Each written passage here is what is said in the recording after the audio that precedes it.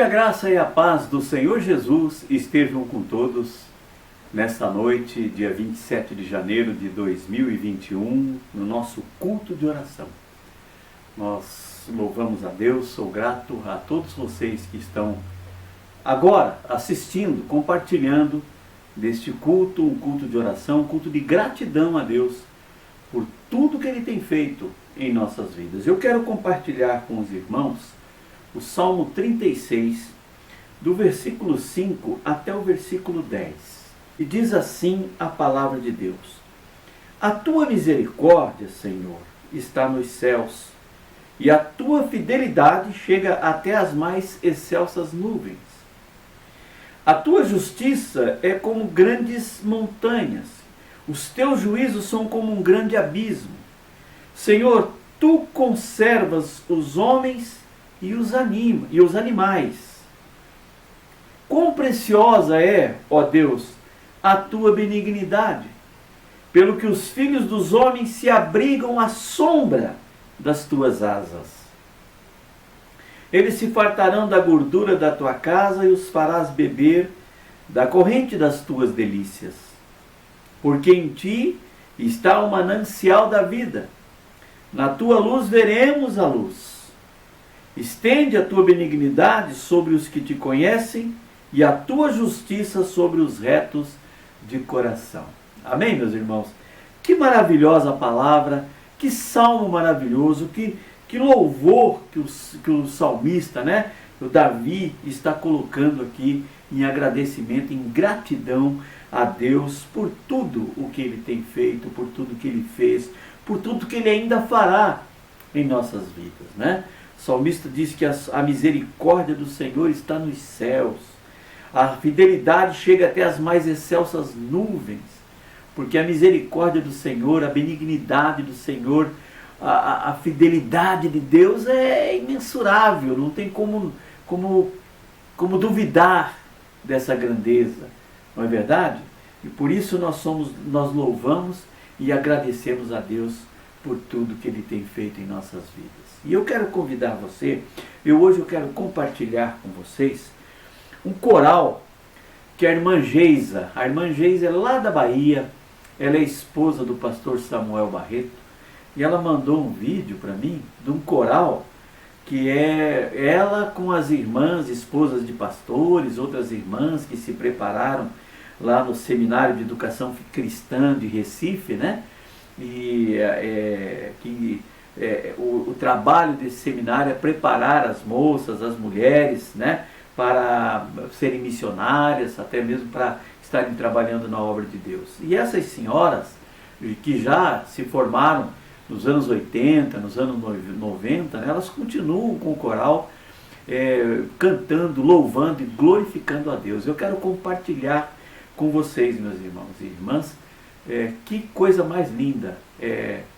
O título é O Meu Tributo, uma canção muito linda que nós vamos ouvir agora, e eu convido você para que ouça e louve a Deus junto com elas.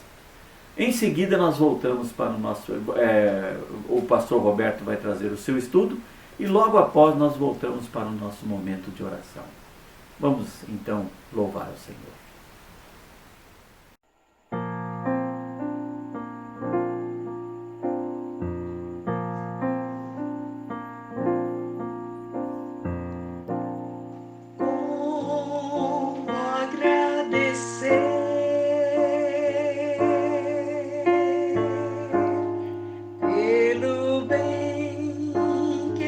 Feito a mim,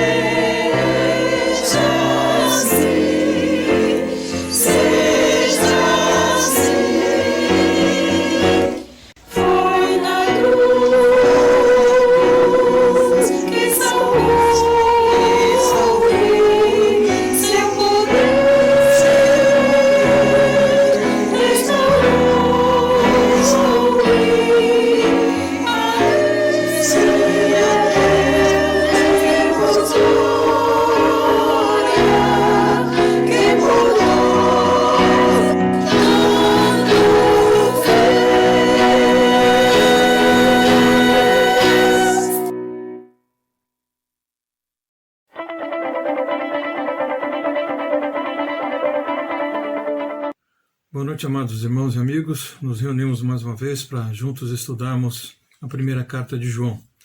Hoje, então, vamos ler os versículos de 11 a 18 do capítulo 3. Então, peguem as suas Bíblias e vamos ler o texto e depois vamos refletir, Vamos estudar esses versículos de 11 a 18. Temos, então, aqui escrito dessa forma. Esta é a mensagem que vocês ouviram desde o princípio, que amemos uns aos outros. Não sejamos como Caim, que pertencia ao maligno e assassinou seu irmão. E por que o assassinou? Porque Caim praticava o mal e seu irmão praticava a justiça.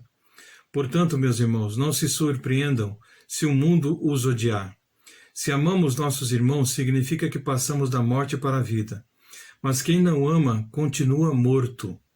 Quem odeia seu irmão já é assassino. E vocês sabem que nenhum assassino tem dentro de si a vida eterna. Sabemos o que é o amor porque Jesus deu a sua vida por nós. Portanto, também devemos dar a nossa vida por nossos irmãos. Se alguém tem recursos suficientes para viver bem e vê um irmão em necessidade, mas não mostra compaixão, como pode estar nele o amor de Deus? Filhinhos, não nos limitemos a dizer que amamos uns aos outros, demonstremos a verdade por meio de nossas ações. Muito bem, queridos, ao falar sobre as bênçãos e os deveres dos filhos de Deus, para com o seu Senhor, o apóstolo Paulo fala agora a respeito do amor para com o próximo. E isso nos remete aos dois maiores mandamentos que foram ensinados pelo Senhor Jesus Cristo. Isso está registrado em Mateus 22, de 36 a 40, que por sua vez remetem também lá no passado as duas tábuas da lei, uma que representava o nosso dever para com Deus e a outra que é o nosso dever para com os nossos semelhantes.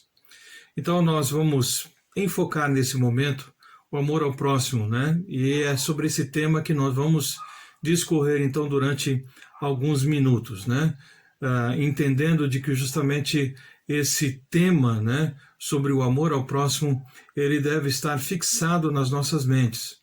Mas não apenas nas nossas mentes, ele deve descer até o nosso coração e depois ele deve também fazer parte, descer um pouco mais e chegar até as nossas mãos, para que assim nós possamos nos dispor a auxiliar e abençoar de maneira prática a vida dos nossos irmãos. Porque nesses versículos é sobre isso que ele fala claramente, sobre a vida cristã prática, sobre o amor colocado em ação.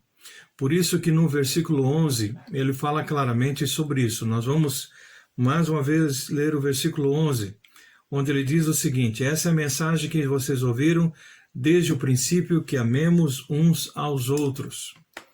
A primeira coisa que João ele deixa claro aqui nesse texto é que a mensagem apostólica acerca do amor fraternal não era uma novidade, como era a novidade a pregação dos falsos mestres, trazendo ensinos completamente distorcidos da palavra de Deus e ensinamentos que não haviam sido trazidos a eles anteriormente. Mas sobre o amor, isso há muito tempo isso tem sido falado e eles têm conhecimento desse assunto tão importante que é o amor dedicado aos irmãos, dedicado à obra de Deus, dedicado ao próprio Cristo.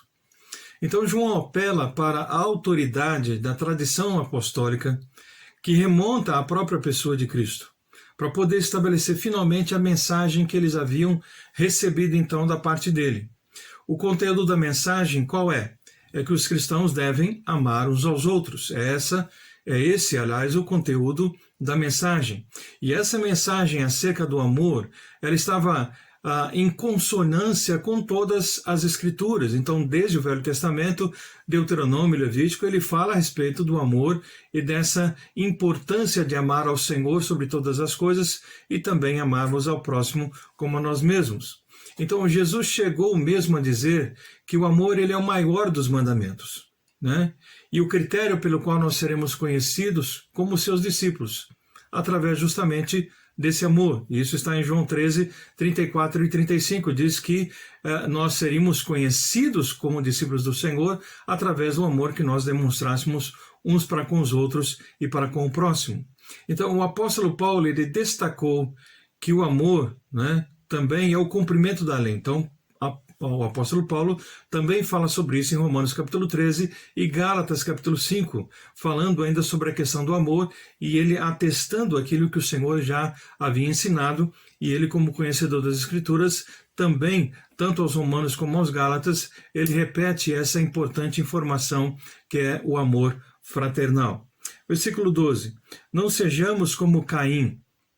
Ele diz que pertencia ao maligno e assassinou seu irmão. E por que o assassinou?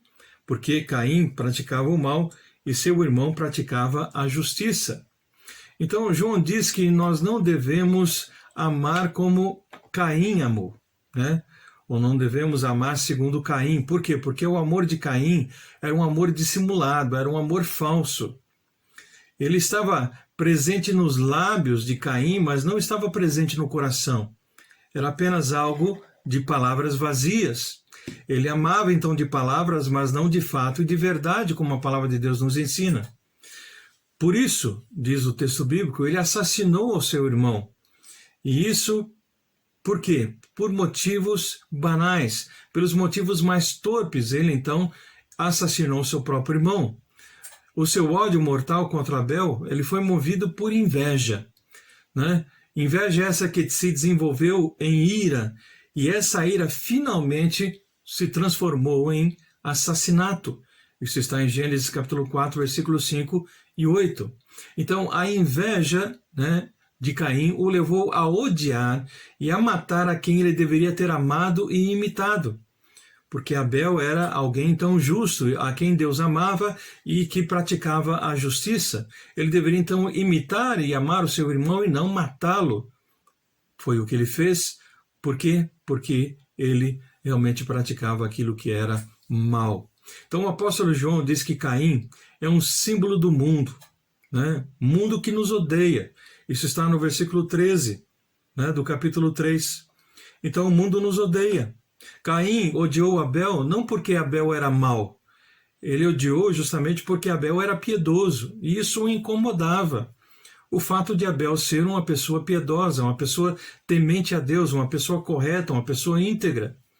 Isso fazia mal para Caim. Ele odiava Abel por causa disso. Então não foram os pecados de Abel que inflamaram o seu ódio, mas foram justamente as virtudes de Abel que inflamaram o ódio de Caim. Então, a retidão de Abel, ela incomodava, ela atormentava Caim. Assim, de igual forma, o mundo odeia a igreja. Não porque a igreja esteja nas trevas, mas porque ela está na luz. E nós vemos isso em maior ou menor intensidade, dependendo de onde nós estamos localizados geograficamente.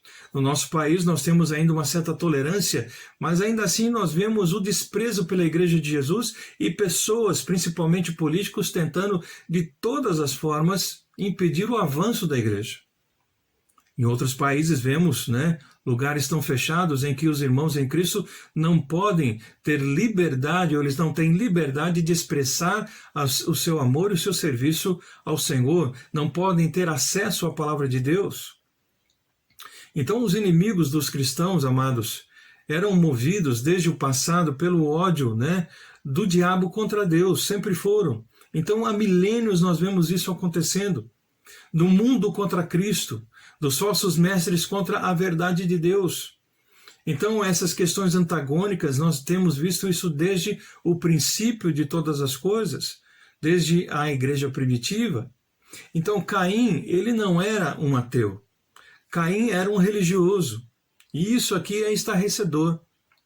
Caim, ele era um religioso. Ele fazia oferendas a Deus, fez oferendas a Deus, ofertou ao Senhor.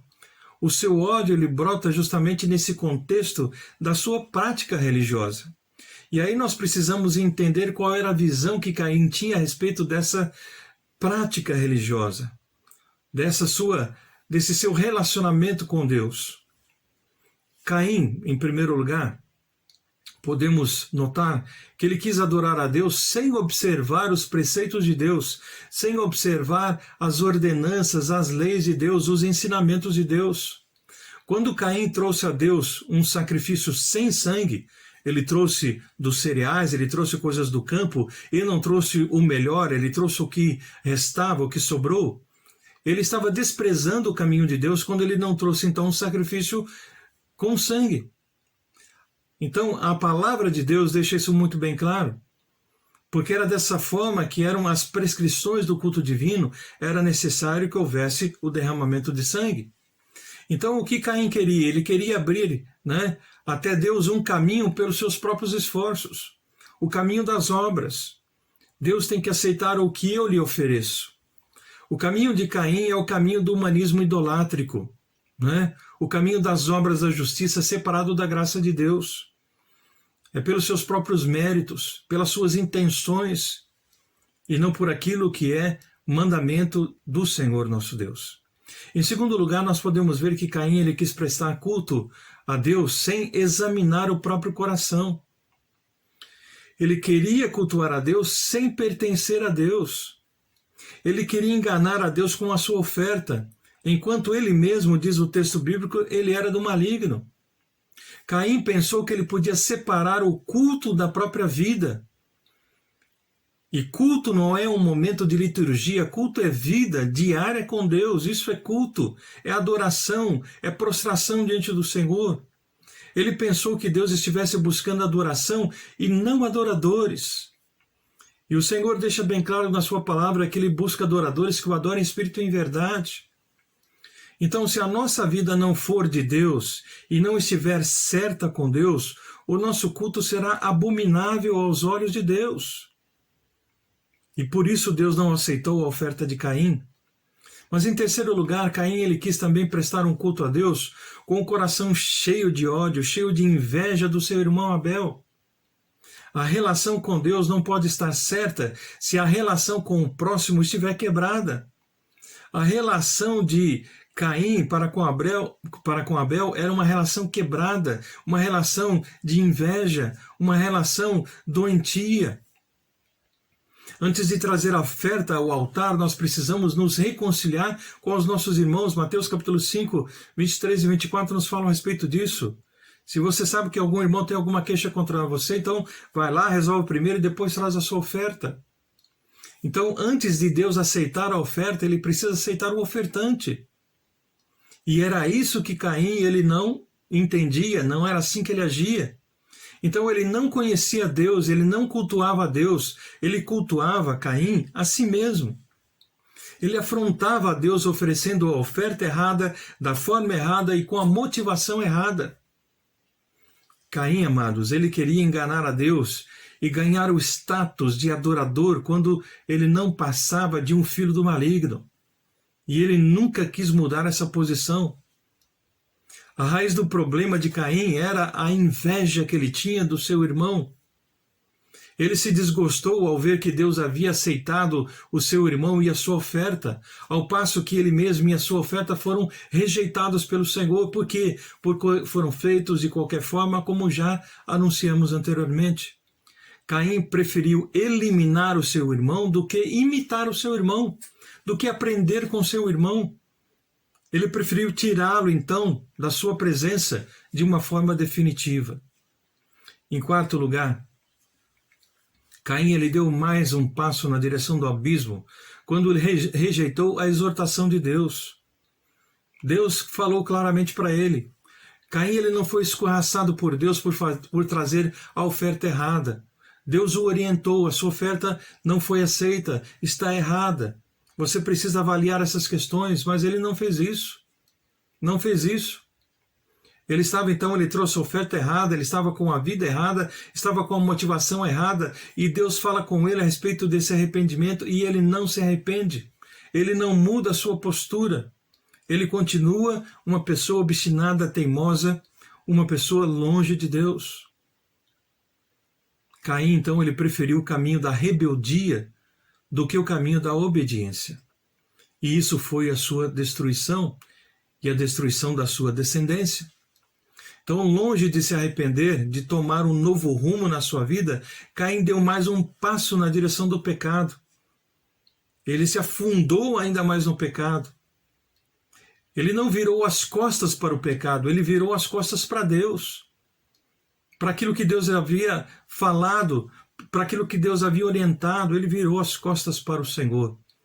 E por isso, né, a sua descida, a sua queda foi cada vez então mais acelerada. Versículo 13. Portanto, meus irmãos, não se surpreendam se o mundo vos odiar. Então João exorta a igreja a não ficar escandalizada com o ódio do mundo. Por quê? Porque o mundo é justamente o retrato, a figura, a posteridade de Caim. Os filhos de Caim são os filhos do maligno. E esses filhos do maligno odeiam a igreja como odeiam a Cristo.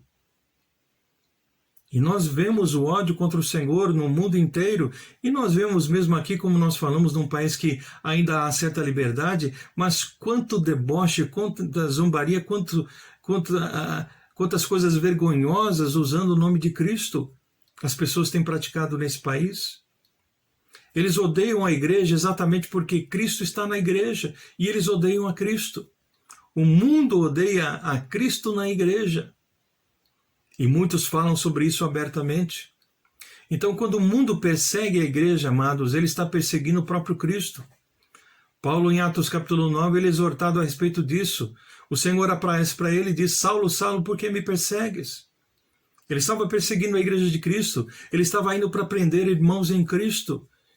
E o Senhor tomou para si aquela palavra dizendo: por que você me persegue?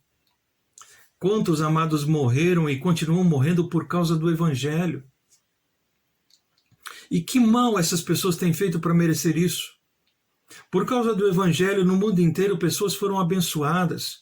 Sociedades foram realmente ajudadas em todos os aspectos. Na sua vida civil, na sua vida moral, na sua vida profissional, na sua vida intelectual, na sua vida educacional, em todas as áreas. Escolas se formaram bíblicas, escolas, aliás, através de homens que eram servos de Deus, né, que puderam abençoar a vida de tantas pessoas. Tantas pessoas são ajudadas através da igreja, tantas famílias são transformadas através da igreja. Que mal essas pessoas têm feito para sofrer tanto ao redor do mundo há tanto tempo? Há milênios isso tem acontecido.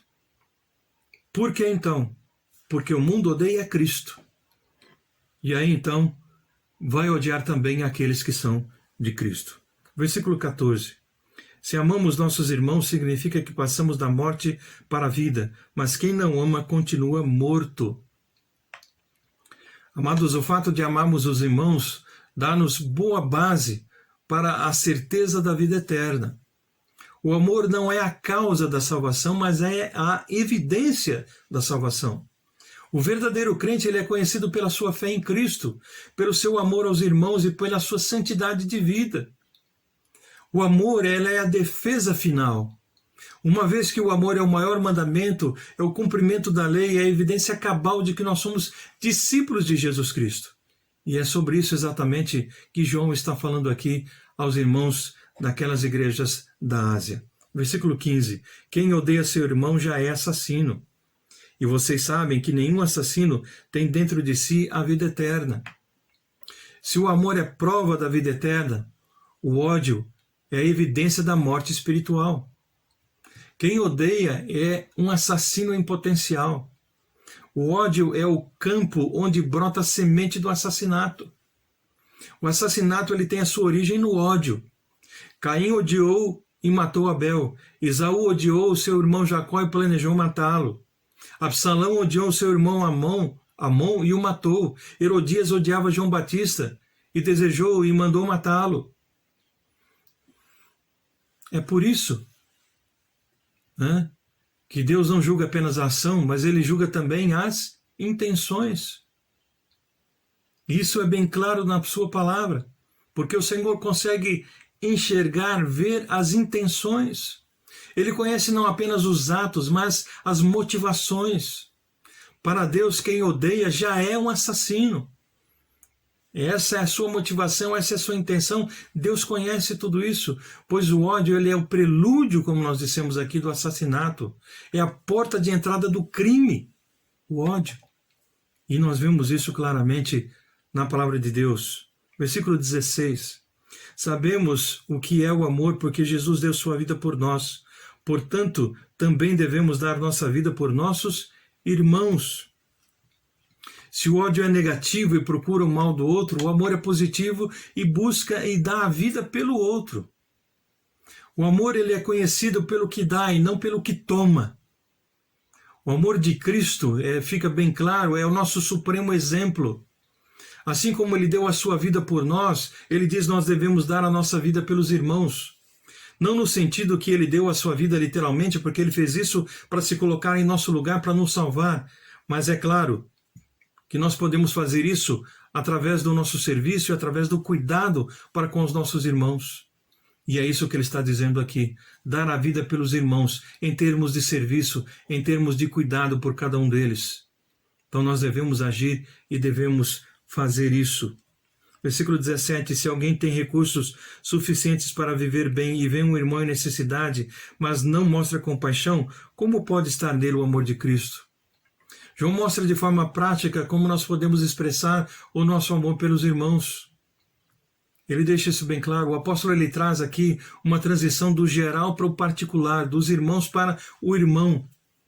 Então aqui ele usa agora a expressão no singular, se ver o irmão com necessidade.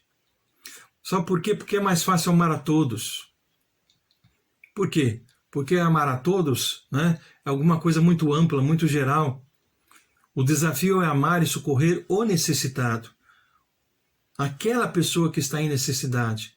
Amar toda a gente, amar em geral, pode ser uma desculpa para não amar ninguém em particular. Fica tudo muito no geral.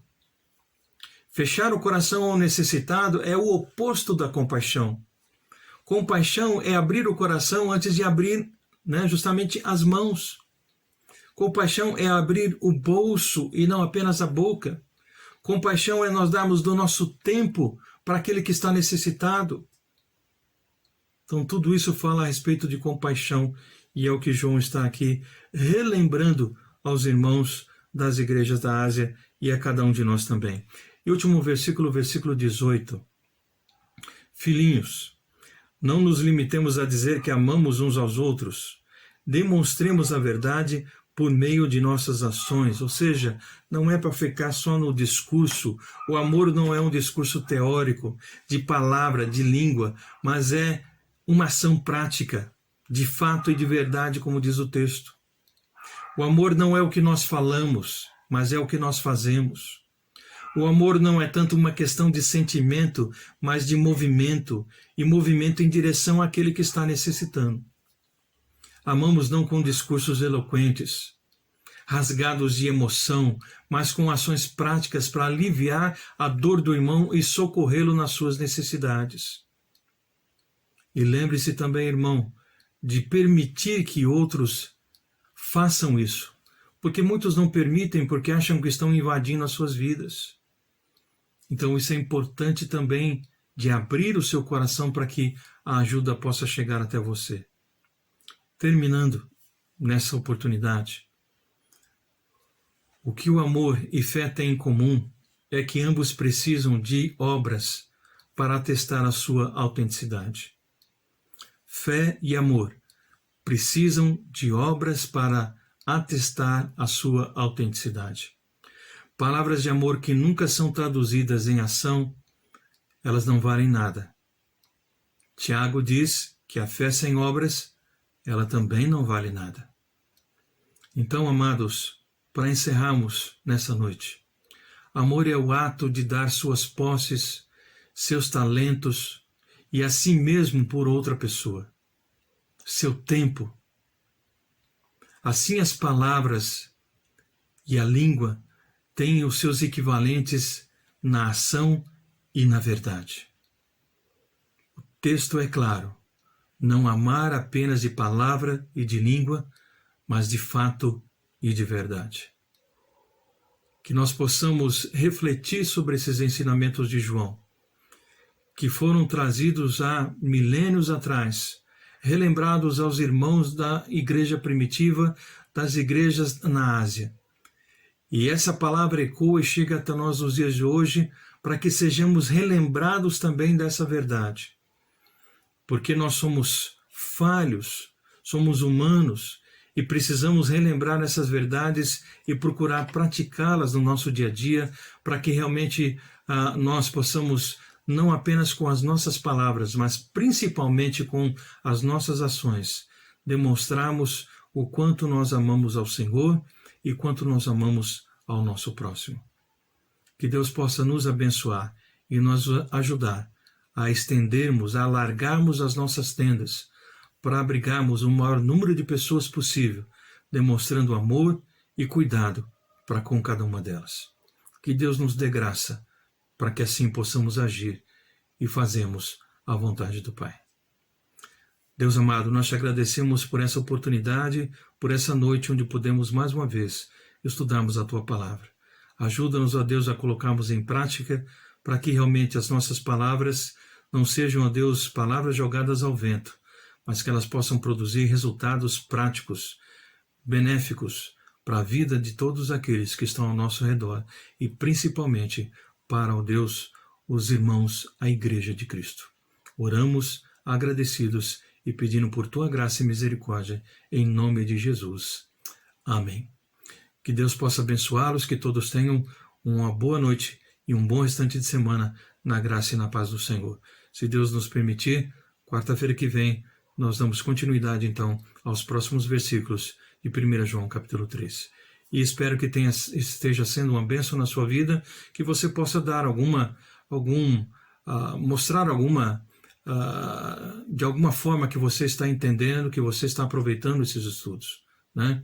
Que você possa nos dar alguma indicação a respeito disso, que possamos ver que realmente, de alguma forma, essa palavra tem alcançado e tem abençoado o seu coração, né? Tenhamos então de você esse retorno, isso será muito importante para que nós possamos também dar continuidade com mais apreço ainda, com mais dedicação ainda ao estudo da Palavra de Deus. Que Deus nos abençoe.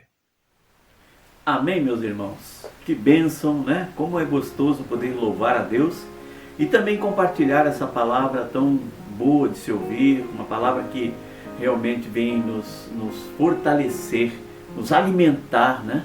Essa palavra que o pastor Roberto tem trazido para nós todas as quarta-feiras, nesses estudos que ele tem nos trazido. E sempre lembrando aos irmãos para estarem participando também do Café e Comunhão todos os dias, às 8 horas da manhã, através do canal do Facebook. Ele está disponibilizando. Você que assiste, compartilhe. Estamos com um bom número de pessoas que estão assistindo e estamos lendo o Velho Testamento, já estamos lendo o livro de Gênesis, já chegamos na metade do livro de Gênesis, né? E vamos continuar estudando a palavra de Deus, tendo uma reflexão, né, sobre a palavra do Senhor, capítulo por capítulo, versículo por versículo, e isso vem para realmente glorificar a Deus e fazer com que você cresça nesse conhecimento. Amém, meus irmãos? Quero convidar então a todos para que estejam orando agora junto comigo. Eu vou colocar aqui os pedidos de oração que me chegaram, né? Até a irmã Geisa postou para mim que uma senhora, uma das irmãs, que está com a filha lá em Granada, na Espanha, ela trabalha num hospital, e lá ela pede oração desesperada, porque naquela região parece que está tendo uns tremores de terra, uns pequenos terremotos, né? Chega até na escala 4,5 da escala Richter. Quer dizer, realmente é bastante assustador, mas estejam orando então para que os nossos irmãos e irmãs que estão lá, para que isso não se agrave, né? E que eles possam ser protegidos por Deus. Amém? Como nós lemos na palavra, né? Ele cuida dos seus filhos, né? Ele cuida dos seus. Então vamos orar por eles. Eu quero também orar pela Sandra e pela Regina, que são primas da Imar, que estão se cuidando aí, estão sendo tratadas com esse problema de coronavírus, e graças a Deus vão se recuperar. Assim como nós oramos, e o Peter também se recuperou, né? Está se recuperando. A cada dia ele está se fortalecendo. Outro dia ele mandou um áudio para mim, ele quase não consegue falar. Então a coisa é muito séria, mas Deus está cuidando e curando o Peter e outras pessoas que estão passando por essa situação. Amém, irmãos? Você tem orado e Deus tem respondido. Amém? Orar pela nossa irmã Lúcia, né? A Lúcia vai fazer uma cirurgia do pé, ok? Então vamos estar orando por ela, vamos estar orando pedindo para que Deus encaminhe, para que dê tudo certo nessa cirurgia dela, que dê tranquilidade, paz. Depois ela vai ficar 6 semanas sem botar o pé no chão. Será que ela consegue? Vamos orar para que ela consiga, né? Para que ela tenha uma total recuperação. Amém, meus irmãos? A Sofia, né? A netinha da Roselice, que também vai passar por uma cirurgia aí no começo de fevereiro. Vamos orar por ela também. Peço para que vocês estejam orando. Amém, irmãos? Orando pelas nossas igrejas, orando... quero estender a oração para o pastor Samuel, lá na Bahia, com a sua esposa Geisa, seus filhos, né? Estender a oração também ao pastor Guerre, a irmã Janete, aqui em Balsa Nova, ao pastor Faustino, a todos os nossos irmãos, pastor Luiz Carlos, que está lá em Joinville, a todos os nossos irmãos, obreiras, os missionários, né? Vamos orar então, convido a todos para que baixe sua cabeça, onde você está, e vamos estar orando. Ore pela minha casa, pela minha família, pela minha saúde, pela saúde da Ana, do pastor Roberto e da irmã Solange. Vamos orar? Querido Deus, nós queremos nesse momento colocar diante do Senhor todos esses pedidos de oração que eu acabei mencionando aqui. O Senhor conhece a necessidade de cada pessoa, de cada irmão, de cada irmã. O Senhor conhece, Pai, aquilo que nós realmente estamos sentindo. O Senhor sabe que tudo que nós pedimos é para a honra e glória do Senhor. Nós sabemos que a Tua vontade está, a Tua soberana vontade está acima de tudo, acima de nossas vidas. E nós confiamos, ó Pai, que tudo aquilo que temos pedido está de acordo com a Sua vontade. Porque nós estamos testemunhando, Deus, do quão grande o Senhor é, de quão maravilhoso o Senhor é, da Sua bondade.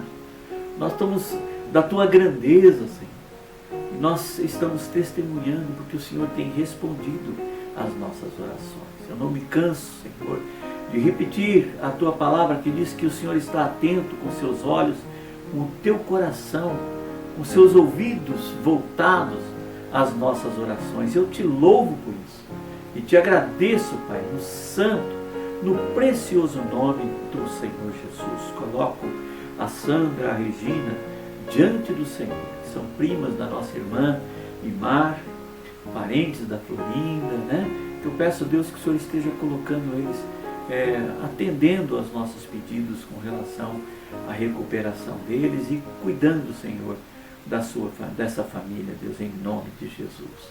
Também colocamos diante do Senhor o Peter, que está se recuperando a cada dia.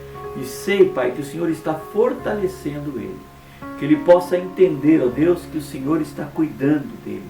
Que ele já é vitorioso por tudo que o Senhor já fez por ele, Deus. Por isso eu coloco ele, a sua esposa Maria Bernadette, coloco diante do Senhor a sua mãe, a dona Anália, os seus irmãos, e peço, Pai, que ele continue firme no propósito de testemunhar o quanto que o Senhor é bom, de tudo que o Senhor fez na vida e na saúde do nosso irmão Peter, Pai. Eu peço em nome de Jesus. Assim como nesta confiança nós colocamos a nossa irmã Lúcia, que estará passando por essa cirurgia no seu pé, ela que tem sofrido muito, com muitas dores, ó Pai.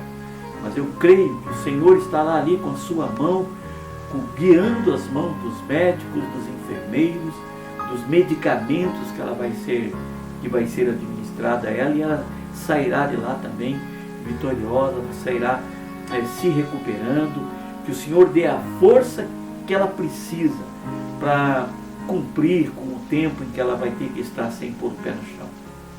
Nós pedimos isso em nome de Jesus. Oro também, Senhor, pela Sofia, a netinha da irmã Roselice. Peço por ela, Deus, e clamo, Pai, em nome de Jesus, para que o Senhor a abençoe e abençoe a cirurgia que ela vai fazer, e que a Sofia, Deus, que o Teu agir, a Tua resposta às nossas orações na Sofia, seja, Senhor, para testemunho da Tua honra, da Tua glória, da Tua grandeza, de todo o Teu poder, Pai. Por isso nós clamamos, por isso nós pedimos, em nome do Senhor Jesus. Coloco diante do Senhor os nossos pastores, pastor Samuel, a irmã Geisa, essas irmãs que cantaram nesse coral tão maravilhosamente, Pai, para a tua honra, para a tua glória.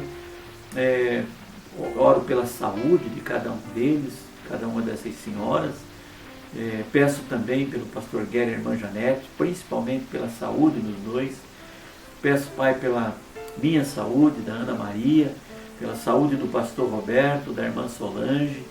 Clamo, Pai, em nome de Jesus. Coloco diante do Senhor todas as famílias da nossa igreja, em especial uma que está passando por um momento muito difícil. O Senhor sabe a quem eu me refiro, alguns irmãos também sabem. Nós então intercedemos para que o Senhor abençoe o esposo, a esposa, abençoe essa casa e estendo, Senhor, esse pedido a todas as famílias da nossa igreja, a todos os jovens, a todos os homens, a todas as senhoras, para que a cada dia, a cada momento, eles estejam fortalecidos pela Tua palavra, pela palavra que nós pregamos, pela palavra que nós podemos ler e estudar na palavra que o Senhor nos deixou, e para que sejamos, Pai, a cada dia mais fortes, mais próximos do Senhor.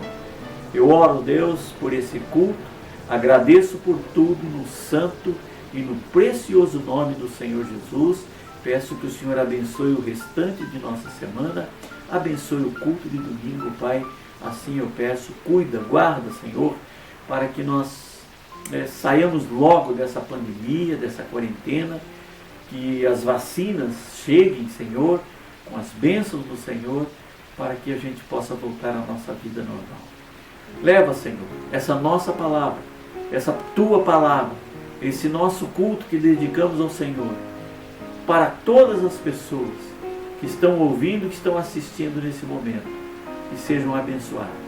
Assim eu oro e agradeço em nome do Senhor Jesus. Amém, meus irmãos? Deus abençoe a todos, então, e tenham um bom restante de semana, até domingo, se assim o Senhor nos permitir. Deus abençoe. Vamos descansar no Senhor. Amém?